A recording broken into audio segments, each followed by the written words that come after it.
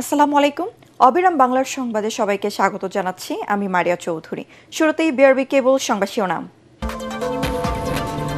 2 গোলে পিছিয়ে পড়েও মিশরের বিরুদ্ধে অবিশ্বাস্য জয় আর্জেন্টিনার, বাংলাদেশি সমর্থকদের উচ্ছ্বাস। শেষ 8-এ চ্যাম্পিয়নদের প্রতিপক্ষ সুইজারল্যান্ড।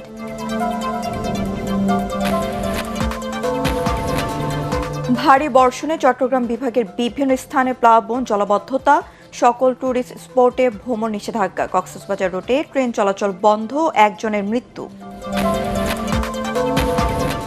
বৃষ্টি ও পাহাড়ি ঢলে তলিয়ে গেছে পার্বত্য জেলার অধিকাংশ শিক্ষা প্রতিষ্ঠান। চট্টগ্রাম, বান্দরবন, খাগড়াছড়ি, রাঙামাটি ও কক্সবাজারে এইচএসসি পরীক্ষা বাতিল। এবং ইরাকে পৌঁছেছে আয়াতুল্লাহ আলী খামেনির মরদেহ। আজ নাজাফ ও পবিত্র নগরী কারবারা জানাজা। দেশটিতে সরকারি ছুটি ঘোষণা। শুনছিলেন বিআরবি কেবল সংবাদ শিরোনাম, এবার বিস্তারিত। শুরুতেই আনোয়ার সিমেন্ট চিট বিশ্বকাপ সংবাদ।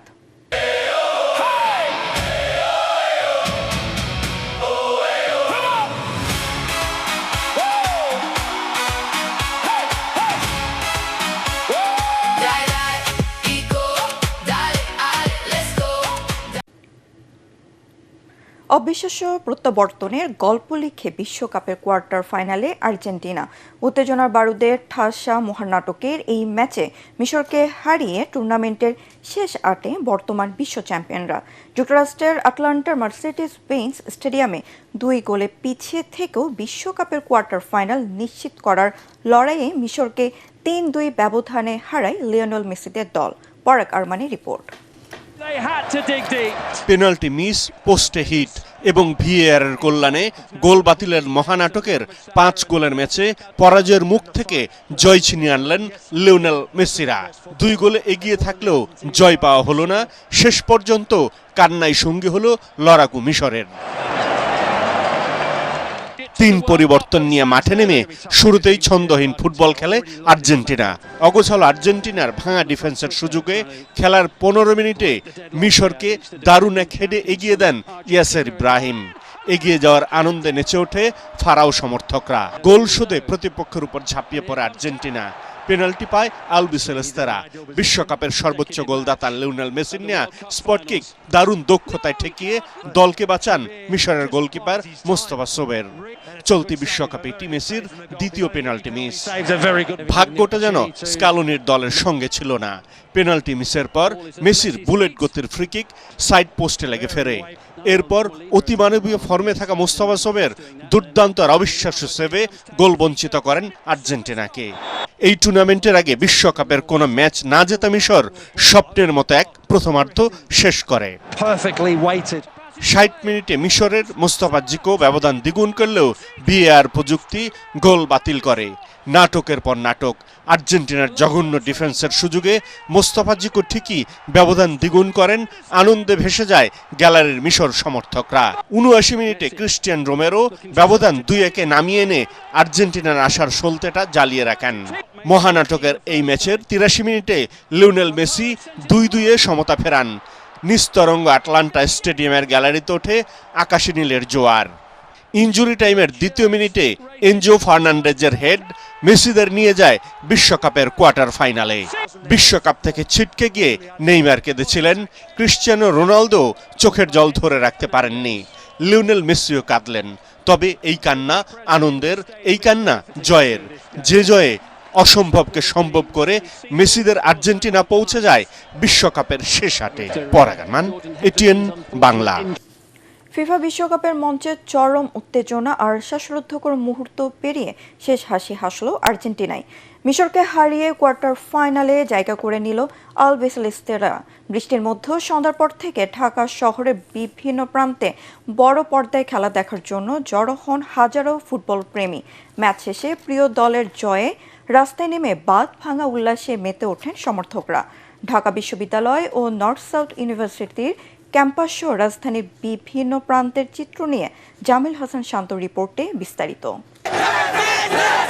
আকাশ মেঘলা, গুড়ি গুড়ি বৃষ্টি, কিন্তু ফুটবল উন্মাদনার কাছে আবহাওয়া যেন সেফ এক টুকরো ঠুকনো অজুহাত। The only goal of the match so far. Argentina বনাম মিশরের হাই ভোল্টেজ এই ম্যাচ ঘিরে সন্ধ্যার পর থেকেই ঢাকা শহরের বিভিন্ন প্রান্তে জমতে শুরু করে মানুষের ঢল।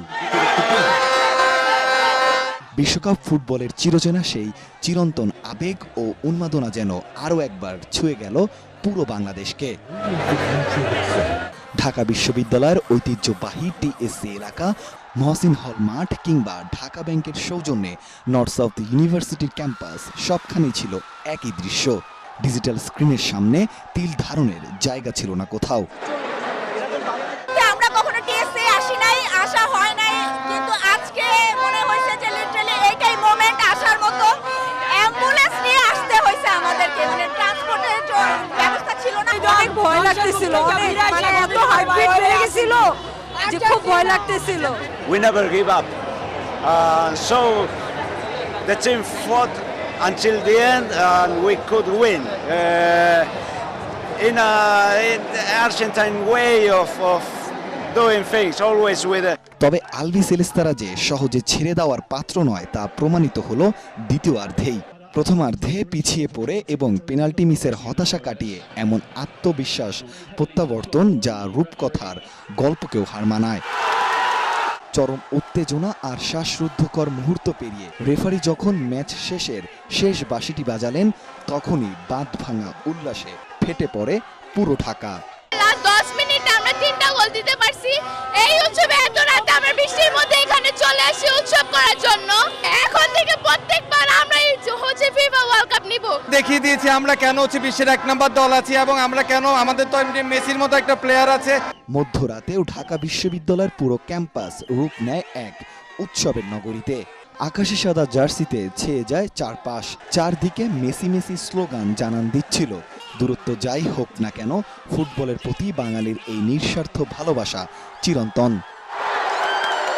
জামিল হাসান শান্ত, এটিএন বাংলা, ঢাকা। চূড়ান্ত হয়েছে বিশ্বকাপের কোয়ার্টার ফাইনালে রোমাঞ্চকর সূচি। 10 জুলাই রাত 2টায় প্রথম কোয়ার্টার ফাইনালে ভ্যাঙ্কুভারে মুখোমুখি হবে ফ্রান্স ও মরক্কো। পরদিন 11 জুলাই লস অ্যাঞ্জেলেসে রাত 1টায় লড়বে স্পেন ও বেলজিয়াম। 12 জুলাই রয়েছে 2টি ম্যাচ। রাত 3টায় মায়ামিতে মুখোমুখি হবে নরওয়ে ও ইংল্যান্ড, আর রোববার সকাল 7টায় কানসাস সিটিতে বিশ্ব চ্যাম্পিয়ন আর্জেন্টিনার প্রতিপক্ষ ইতিহাস গড়া সুইজারল্যান্ড।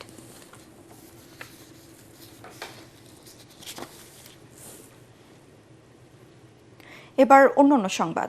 টানা 2 দিনের অতি ভারী বর্ষণে চট্টগ্রাম, কক্সবাজার ও পার্বত্য চট্টগ্রামে দুর্যোগ দেখা দিয়েছে। এর মধ্যে চট্টগ্রামে ভেঙেছে 42 বছরের মধ্যে সর্বোচ্চ বৃষ্টিপাতের রেকর্ড। ভারী বৃষ্টি ও পাহাড় ধসে চট্টগ্রাম, কক্সবাজার, রাঙ্গুনিয়া ও রাঙামাটিতে প্রাণহানির ঘটনা ঘটেছে। পাহাড়ির ঢলে খাগড়াছড়ি রাঙামাটি সড়ক তলিয়ে গিয়ে 2 জেলার যোগাযোগ বিচ্ছিন্ন হয়ে পড়েছে। চট্টগ্রামের রেল লাইনে পানি জমে কক্সবাজারগামী পর্যটক এক্সপ্রেস আটকে পড়েছে। বৈরী আবহাওয়ার বন্দর নগরীর শাহ আমানত আন্তর্জাতিক বিমানবন্দরের ফ্লাইট চলাচল বন্ধ রয়েছে। এদিকে কক্সবাজারের শতাধিক গ্রাম প্লাবিত হয়েছে। রোহিঙ্গা শিবিরে ঘটেছে অসংখ্য পাহাড় ধস। অন্যদিকে বান্দরবানের নদ নদীর পানি বিপদসীমার উপর দিয়ে প্রবাহিত হয়ে নতুন নতুন এলাকা প্লাবিত হচ্ছে। আশ্রয়কেন্দ্রে উঠেছে অসংখ্য মানুষ। বৃষ্টি অব্যাহত থাকায় পরিস্থিতি আরও খারাপ হতে পারে বলে ঝুঁকিপূর্ণ এলাকায় মানুষকে নিরাপদ স্থানে থাকার নির্দেশ দিয়েছে প্রশাসন। বৈরী আবহাওয়া, ভারী বৃষ্টি ও বন্যা পরিস্থিতির কারণে চট্টগ্রাম বিভাগের বিভিন্ন জেলার অধিকাংশ শিক্ষা প্রতিষ্ঠানে পানি ঢুকে পড়েছে। পরিস্থিতি বিবেচনায় চট্টগ্রাম মাধ্যমিক ও উচ্চ মাধ্যমিক শিক্ষা স্থগিত করা হয়েছে। মঙ্গলবার মধ্যরাতে আন্তঃশিক্ষা বোর্ড সমন্বয় কমিটির সভাপতি অধ্যাপক সৈয়দ আখতারুজ্জামানের সই করা এক জরুরি আদেশে এই তথ্য জানানো হয়। এর আগে মঙ্গলবার রাতে পৃথক 2টি আদেশে প্রথমে চট্টগ্রাম, রাঙামাটি, বান্দরবান, খাগড়াছড়ি এবং পরবর্তী কক্সবাজার জেলার আজকের পরীক্ষা স্থগিত করা হয়েছিল। তবে পরিস্থিতির দ্রুত অবনতি হওয়ায় গভীর রাতে পুরো বোর্ডের পরীক্ষায় স্থগিত সিদ্ধান্ত আসে। তবে দেশের অন্য সব শিক্ষা বোর্ডে পরীক্ষা পূর্ণ নির্ধারিত সূচি অনুযায়ী অনুষ্ঠিত হবে। স্থগিত হওয়া পরীক্ষার নতুন তারিখ পরে জানানো হবে বলে শিক্ষা বোর্ড জানিয়েছে।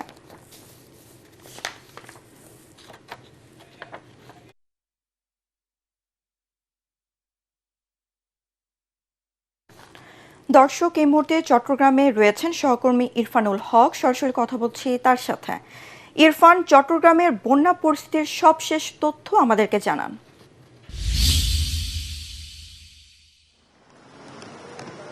মারিয়া, আপনাকে ধন্যবাদ। আমি যদি চট্টগ্রামের বন্যা পরিস্থিতির কথা বলি তাহলে প্রথমেই বলতে হবে গত ৪২ বছরের রেকর্ড ভেঙে ভয়াবহ বৃষ্টির কবলে পড়েছে বন্দরনগরী চট্টগ্রাম, যার ফলে চট্টগ্রামের যে সকল নিম্ন এলাকা রয়েছে সেগুলো আসলে সেখানে জলাবদ্ধতা তৈরি হয়েছে। এবং বিশেষ করে আমি যদি বলি নগরীর ২ নম্বর গেট, মুরাদপুর, আগ্রাবাদ, বহদ্দারহাট, উত্তর কাট্টলী এলাকা, এই সকল এলাকায় জলাবদ্ধতা তৈরি হয়েছে এবং আমরা দেখেছি সাধারণ মানুষের জীবন বেশ বিপর্যস্ত হয়ে পড়েছে। এবং এই বৈরী আবহাওয়া এবং টানা বর্ষণের কারণে চট্টগ্রামে এসএসসি ও সমমানের পরীক্ষা স্থগিত করা হয়েছে। চট্টগ্রাম বিভাগের অধীনে প্রায় ৫টি জেলা রয়েছে, প্রতিটি জেলাতেই কিন্তু পরীক্ষা স্থগিত করা হয়েছে। অন্যদিকে ভারী বর্ষণের কারণে বন্দরনগরী চট্টগ্রামের রহমাননগর এলাকায় দেয়াল ধসে একজনের মৃত্যু হয়েছে। এখন পর্যন্ত জেলা প্রশাসনের পক্ষ থেকে বিষয়টি আমাদেরকে নিশ্চিত করা হয়েছে।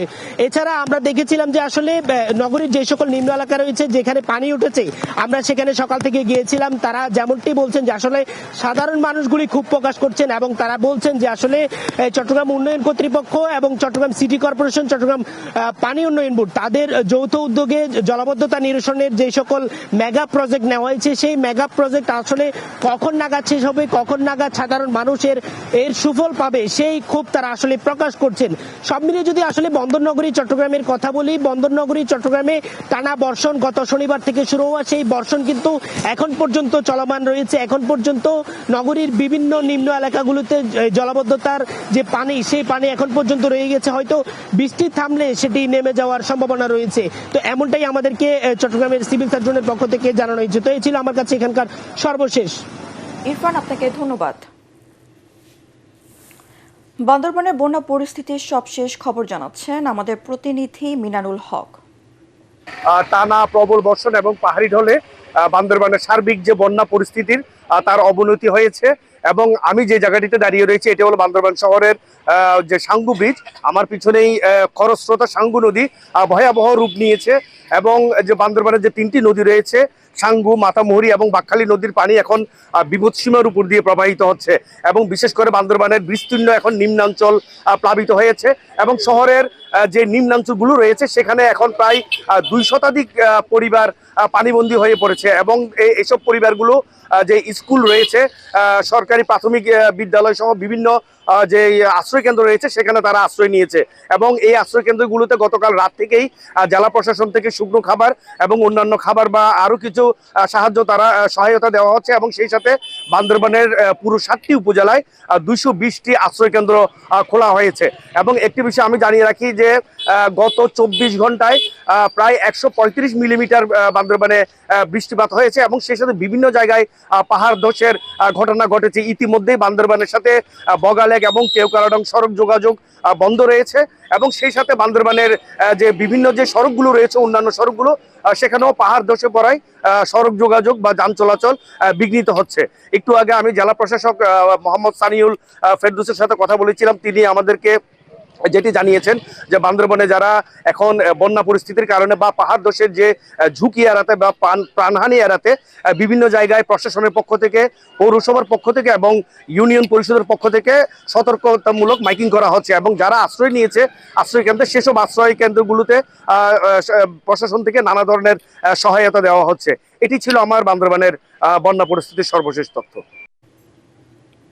দেশের 5 বিভাগে ভারী থেকে অতি ভারী বৃষ্টির পূর্বাভাস দিয়েছে আবহাওয়া অধিদপ্তর। ভারতের উড়িষ্যায় অবস্থানরত মৌসুমী স্থল নিম্নচাপটির একটি বর্ধিতাংশ বাংলাদেশের দক্ষিণাঞ্চল হয়ে আসাম পর্যন্ত বিস্তৃত রয়েছে। এর প্রভাবে দেশের অধিকাংশ জায়গায় বৃষ্টির অনুকূল পরিস্থিতি তৈরি হয়েছে। এর জেরে চট্টগ্রাম, কক্সবাজার, মোংলা ও পায়রা সমুদ্র বন্দরসমূহ 3 নম্বর স্থানীয় সতর্ক সংকেত দেখে যেতে বলা হয়েছে। আবহাওয়া অফিসের তথ্য অনুযায়ী রংপুর, ময়মনসিংহ, বরিশাল, চট্টগ্রাম ও সিলেট বিভাগের অধিকাংশ জায়গায় এবং রাজশাহী, ঢাকা ও খুলনা বিভাগের অনেক জায়গায় অস্থায়ীভাবে দমকা হাওয়া ও বিদ্যুৎ চমকানো সহ হালকা থেকে মাঝারি ধরনের বৃষ্টি বা বজ্রবৃষ্টি হতে পারে। একই সঙ্গে দেশের কোথাও কোথাও ভারী থেকে অতি ভারী বর্ষণের সম্ভাবনা রয়েছে।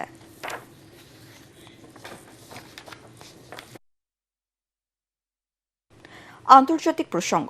ইরাকে পৌঁছেছে ইরানের সাবেক সর্বোচ্চ ধর্মীয় নেতা আয়াতুল্লাহ আলী খামেনির মরদেহ।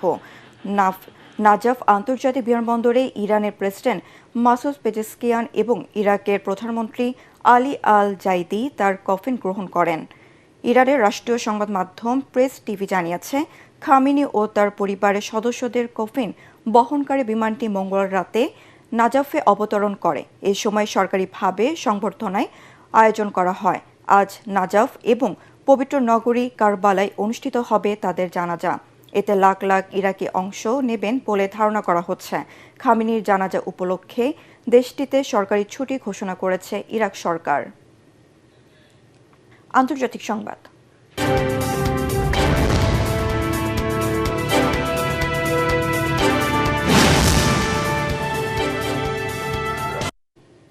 হরমুজ প্রণালীতে বাণিজ্যিক জাহাজে হামলার অভিযোগ এনে আবারও ইরানের তেল রপ্তানির উপর নিষেধাজ্ঞা কঠোর করেছে যুক্তরাষ্ট্র।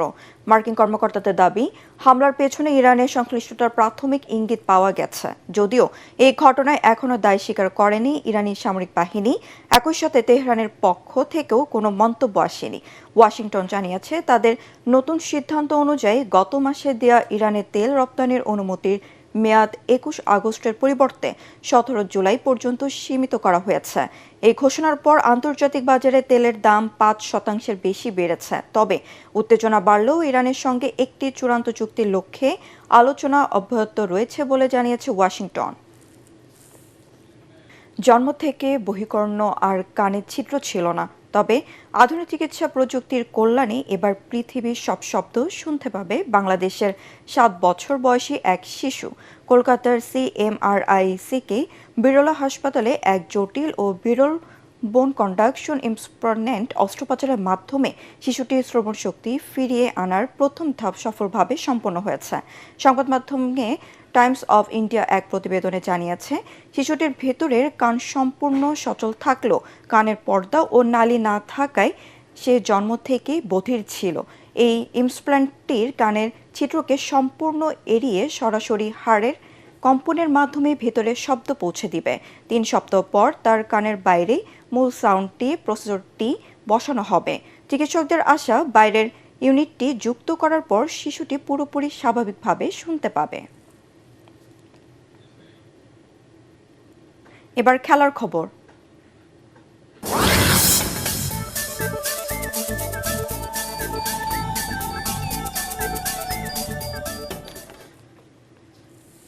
টি-20তে চলছে ভারতের বিপর্যয়। আয়ারল্যান্ডের কাছে হোয়াইট ওয়াশের পর এবার ইংল্যান্ডের বিপক্ষে লজ্জাজনকভাবে হেরেছে টি-20 বর্তমান চ্যাম্পিয়নরা। ট্রেন্ট ব্রিজে স্বাগতিক ইংল্যান্ডের কাছে রেকর্ড ১২৫ রানে হেরেছে ভারত। রানের হিসেবে এটি বড় পরাজয় রেকর্ডস।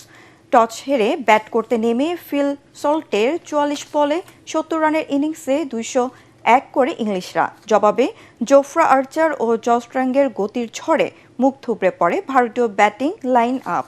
সফরকারীরা মাত্র অল আউট হয় মাত্র ৭৬ রানে। টি-20তে ভারতের দ্বিতীয় সর্বনিম্ন স্কোর।